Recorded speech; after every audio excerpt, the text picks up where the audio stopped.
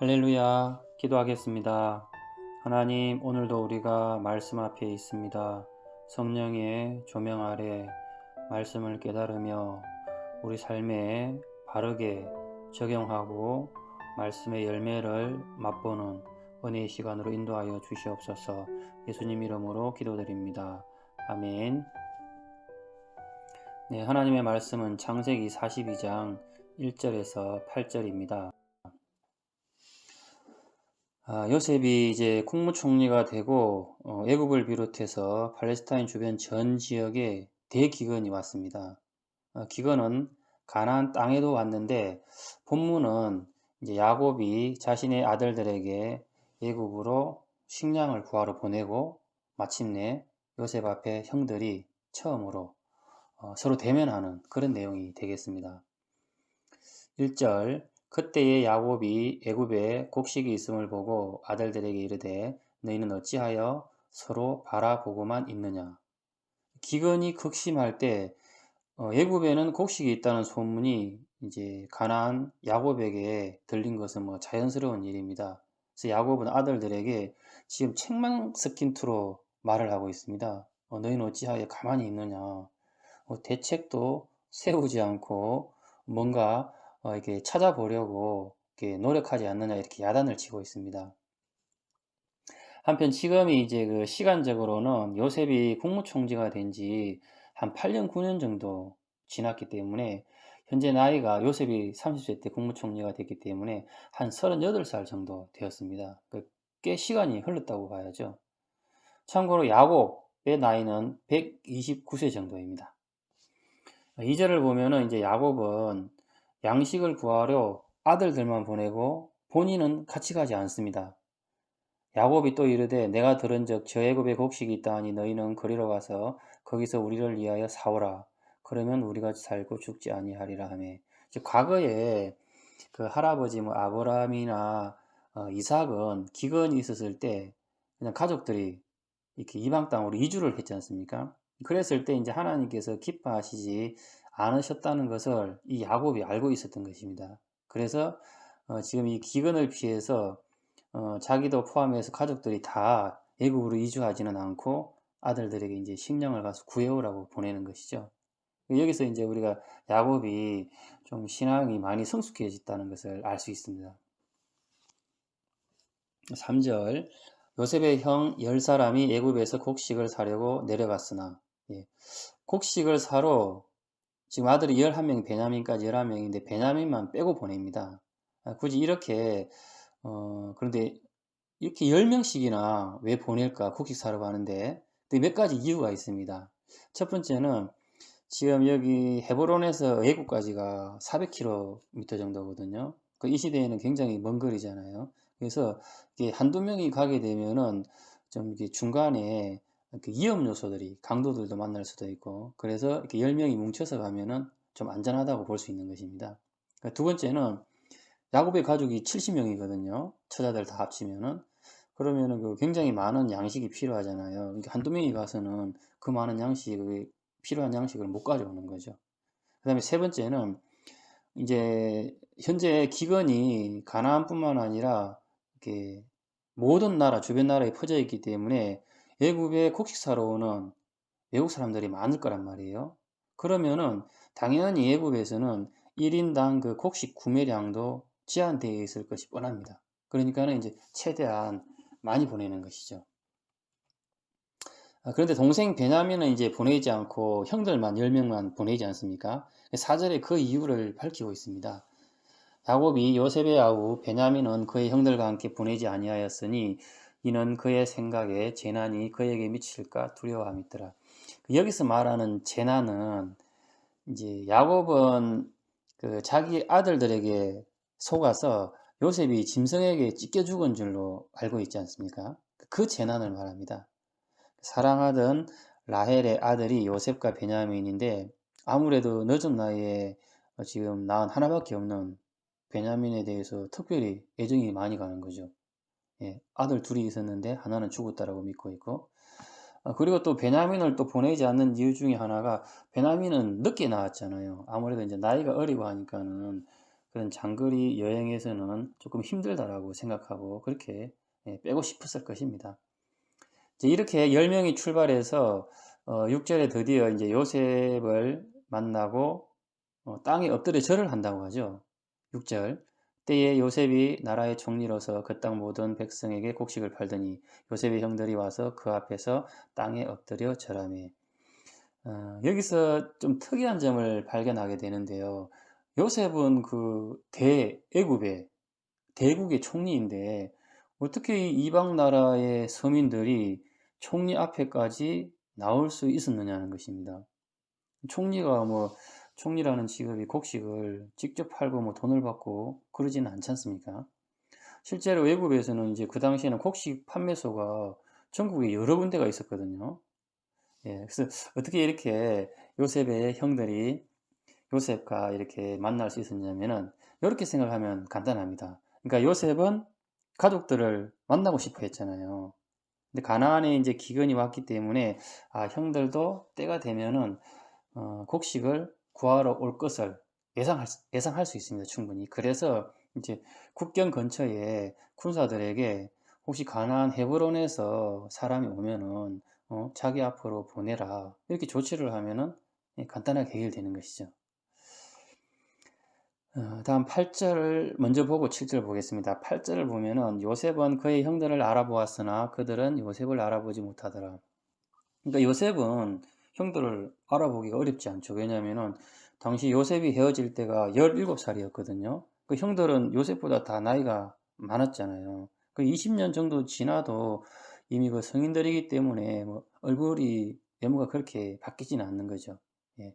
반면에 요셉 같은 경우는 17살에 헤어졌다가 지금은 한 38살 정도 되었잖아요. 그러니까는 좀 성장하면서 뭐 체격이나 얼굴도 조금 변할 수 있고 무엇보다도 외국 생활을 오래 했지 않습니까? 막 언어도 바뀌고 옷도 복장도 그리고 우리가 외국 생활 오래 하면은 막 사람이 그 전체적인 분위기도 좀 바뀔 수가 있지 않습니까? 게다가 지금 형들은 뭐 총리를 정면으로 쳐다볼 수는 없죠. 예. 동생이 총리가 되었을 것이라고는 또 상상도 못하기 때문에 설령 정면으로 쳐다봤다고 해도 뭐 요셉이라고 생각한다는 것은 불가능하다고 봐야겠습니다. 하여튼 이렇게 해서 이제 약 22년 만에 이제 요셉과 형들이 재회를 합니다. 여기서 그 요셉의 성격 하나를 확인할 수가 있는데 신중함입니다. 지금 요셉은 총리가 된 지 제가 8, 9년 정도 됐다고 했지 않습니까? 보통 사람 같으면은 총리가 되자마자 요셉이 아버지 야곱을 굉장히 사랑했잖아요. 그러니까 고향에 연락을 해서 그 자기가 살았다는 소식을 얼마나 빨리 전해주고 싶겠어요. 아버지한테, 그죠? 그 아버지와 형들을 불러올 수 있었을 것입니다. 예. 근데 총리 초기에 가족을 요셉은 부르지 않았다는 거예요. 지금 8년 동안, 9년 동안. 이것은 이제 어떻게 우리가 이해할 수 있냐면은 아무래도 요셉 본인이 이방인에다가 노예 출신의 총리이기 때문에 애국 백성들의 시선을 고려하지 않을 수 없는 것이죠. 그러니까 총리가 되자마자 가족들 막 다 불러서 잔치 벌이고 뭐 애국 땅에 정착하게 한다면은 시선들이 곱지 않을 수 있지 않습니까?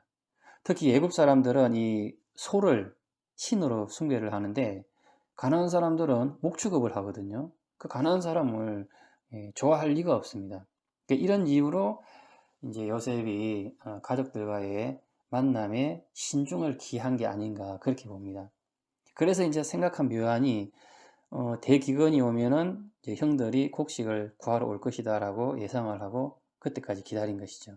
이제 참 요셉이 아주 신중한 사람, 이렇게 또 기다릴 수 있는 그런 사람이라는 것을 알 수 있습니다. 본문에서 이제 요셉에게 나타나는 또 하나의 특징은 첫 만남에서 일부러 모른 체 했잖아요. 그리고 굉장히 권위적으로 대하는 모습입니다. 이게 7절인데 요셉이 보고 형들인 줄을 아나 모르는 체하고 엄한 소리로 그들에게 말하여 이르되 너희가 어디서 왔느냐 그들이 이르되 곡물을 사려고 가나안에서 왔나이다. 우선 그동안 그 형들이 좀 변했는지 과거에 자신들의 그런 잘못을 진심으로 회개했는지 지금 요셉이 확인하는 그런 과정을 거치려고 합니다. 그 방법에 있어서 자신을 드러내고 물어보는 것이 아니라 이제 앞으로 철저히 숨기고 테스트를 해보겠다는 거 아닙니까? 즉 용서를 할 생각은 요셉이 있는데 형들이 자기 잘못을 회개하고 시인하는지 확인한 후에 용서하고 화해하겠다는 것입니다. 이런 과정도 없이 첫 만남에서 요셉이 만약에 자신을 드러내면은 형들 입장에서는 뭐 두려워서 벌벌 떨면서 당연히 눈물을 흘리면서 용서해달라고 할 것은 분명합니다.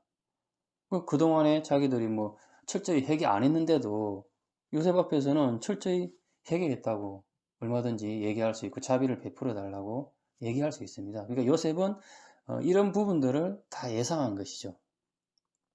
만약에 이제 요셉이 그냥 모든 것을 다 덮어두고 요셉 편에서 그냥 형들을 용서하고 자비를 베풀어 준다면은 이런 그 용서와 자비는 어떤 그 진정한 의미의 그러한 용서와 자비라고 할 수 없습니다.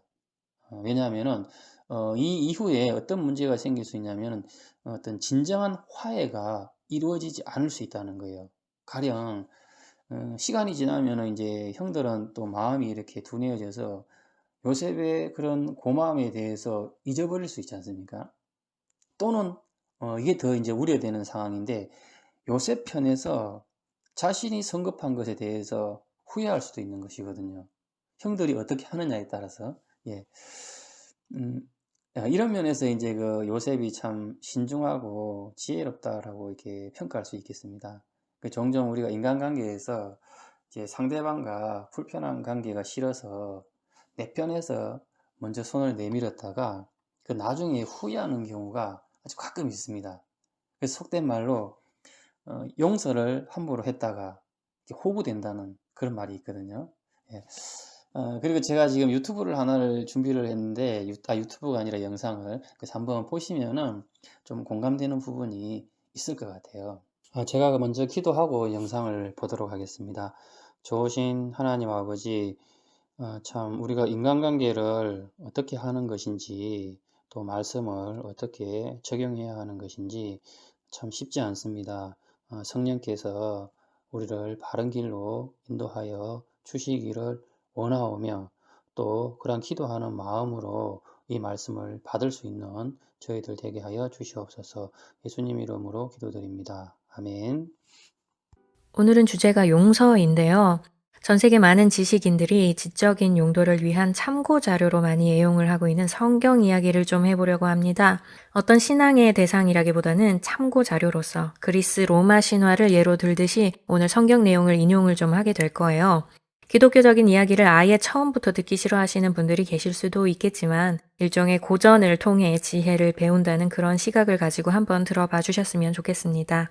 많은 사람들이 성경에 대해 오해하고 있는 부분 중 하나가 바로 이 용서에 대한 내용이죠.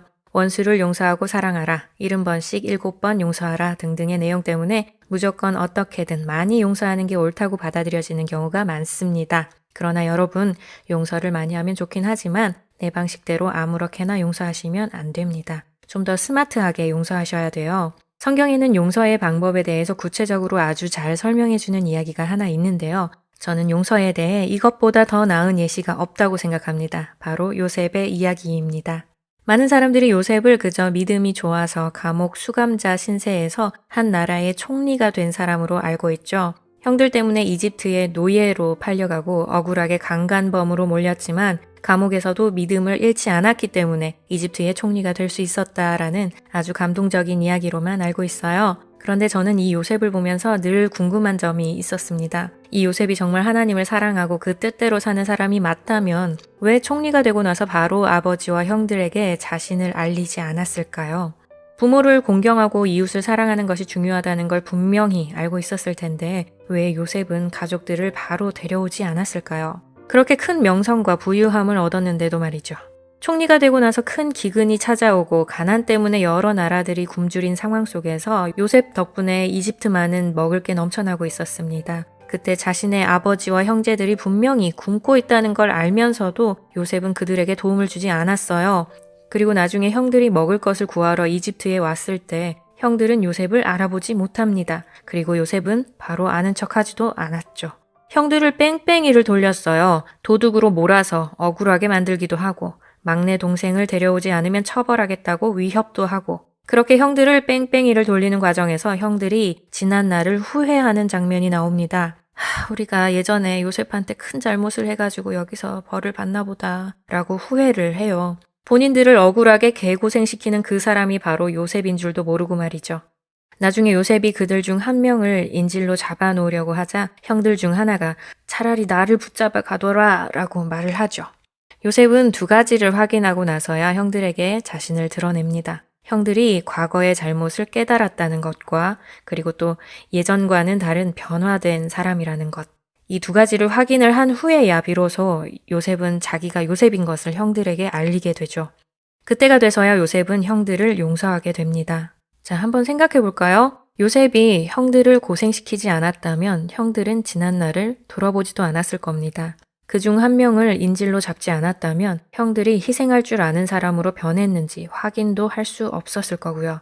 여러분, 이게 바로 지혜라는 겁니다. 기독교는 그렇게 단순한 종교가 아니에요. 용서하라고 해서 아무 일 없던 것처럼 그냥 잊어버리는 게 그게 용서가 아닙니다. 그냥 아무 일 없던 걸로 덮어버리거나 지워버리는 건 제대로 용서하는 게 아니에요. 잘못한 사람이 충분히 잘못을 깨달았는지 확인을 하고 앞으로 일부러는 잘못을 되풀이하지 않을 거라는 확신이 들어야 됩니다. 예전과는 다른 사람이 되었다는 확신이 있어야 돼요. 예수님처럼 그냥 막 십자가에 달릴 필요 없습니다. 예수님도 저들을 용서해달라고 하나님께 부탁을 하셨지 십자가 위에서 본인이 바로 용서를 베풀지는 않으셨어요. 예수님을 믿고 회개한 자들, 즉 자신의 삶을 후회하고 변화를 결심한 자들에게만 하나님께서 구원을 베풀어 주시는 이 기독교의 교리가 이제 이해가 가시나요? 자기 행동을 돌아보지 않고 변화되지 않으면 하나님도 용서하지 않으십니다. 그런데 우리가 뭐라고 상대방이 사과도 안 하고 잘못한 걸 깨닫지도 못하는 상황에서 우리가 왜 무조건 용서를 해야 되죠? 그건 상대방에게 나쁜 행동을 다시 해도 된다고 허락해 주는 것일 뿐이에요. 그리고 억지로 사람을 바꾸려고 할 필요 없습니다. 요셉도 형들을 찾아가서 그들을 바꾸려고 하지 않았어요. 그저 잘 먹고 잘 살면서 우연히 형들을 만나게 될 때까지 그냥 자기 삶을 살았습니다. 일부러 가서 복수하려고 하지도 않았어요. 그냥 만나고 싶지 않았던 겁니다. 형들이 존재한다는 것 자체를 아예 잊고 살았던 것 같아요. 그리고 형들이 자기 곁에 왔을 때는 그들이 잘못에 대해 깨달았는지 확인하는 작업을 가장 먼저 했습니다. 용서부터 하지 않았어요. 머리를 스마트하게 굴려서 자신을 죽이려 했던 형들을 제대로 고생시켰습니다. 자, 자기 잘못을 인지하고 제대로 사과하는 사람들은 여러분이 바로 용서하고 관용을 베푸는 것이 맞습니다. 그 사과가 거짓이 아닌 게 확실하다면요. 그렇지만 큰 잘못을 저지르고도 반복해서 저지르고도 자기가 뭘 잘못했는지 깨닫지 못하는 사람은 고생을 좀 시켜야 됩니다. 어떻게 고생을 시켜야 하는지에 대한 방법은 저와 여러분이 함께 계속 고심해야 될 부분입니다. 정말 스마트해야 됩니다. 잘못하면 큰일 나기 때문이죠. 우리가 정말 기억해야 할 것은 그 고생을 시키는 이유가 절대로 복수심 때문이어서는 안 된다는 거예요. 또 내 감정을 해소하기 위해서라든지 내 분노를 표출하기 위해서 고생을 시키면 절대 안 됩니다. 상대방이 잘못을 깨닫고 돌이키도록 도와주기 위해서 그 사람을 더 좋은 사람으로, 더 행복한 사람으로 만들기 위해서라는 걸 꼭 기억하셔야 합니다. 어쨌든 다른 건 다 잊어버리셔도 되는데 용서를 그냥 막 하면 안 된다는 것 정도는 좀 기억하셨으면 좋겠어요. 지혜가 필요하다는 거죠. 있었던 일을 그냥 잊어버리는 것이 용서라고 한다면 우리에게 지혜는 필요가 없죠. 하지만 지혜가 필요합니다. 왜냐하면 용서는 그렇게 쉬운 것이 아니거든요. 그리고 여러분이 심하게 다친 감정 때문에 사람을 멀리하고 만나지 못하는 것에 대해서 너무 자책하지 않기를 바랍니다. 내가 잘 회복되고 완전히 건강해지고 더 멋진 사람이 되는 것을 우선순위로 삼으셔야 돼요. 그 다음에 관계를 어떻게 할지는 나중에 생각해도 늦지 않습니다. 그리고 한 가지 더 말씀드리자면 누군가를 용서한다고 해서 그 사람을 좋아할 필요까지는 없습니다. 사람을 싫어해도 돼요. 괜찮습니다. 용서하는 것과 좋아하는 것은 아주 다른 문제입니다. 용서는 했지만 여전히 싫어할 수 있어요. 괜찮습니다. 불쌍하게 여기는 마음만 있으면 됩니다. 불쌍하게 여기는 그 마음이 바로 기독교에서 말하는 사랑의 일종입니다. 아, 나 그 사람을 사랑은 하는데 좋아하지는 않아 라고 말하는 그런 상황이 충분히 벌어질 수 있습니다. 아무튼 용서는 상대방이 잘못을 완전히 깨닫고 변화되었다는 확신이 생겼을 때 그때 용서하는 겁니다. 깨닫지도 못했고 변화되지도 않았다면 용서를 할 게 아니라 그 사람을 더 성숙한 사람으로 만들기 위해 내가 어떻게 하는 게 좋을지 고민하셔야 합니다. 멀리 거리를 두고 장기간 동안 연락을 끊어야 할 수도 있고 경제적인 지원을 끊거나 말로 동의하는 것을 끊거나 관심을 끊어야 할 수도 있습니다. 각자의 사정과 정도에 따라서 다양한 방식으로 나타날 수 있겠죠. 내가 계속 이렇게 하다가는 저 사람 버릇을 절대 못 고치겠다 싶은 생각이 든다면 이제 결심하시고 단호함으로 무장하시고 행동에 변화를 주세요. 상대가 욕을 하고 불안감이나 죄책감이 들게 하더라도 여러분 자신의 생각과 결단을 더 신뢰하시고 스스로를 격려하고 응원해 주세요.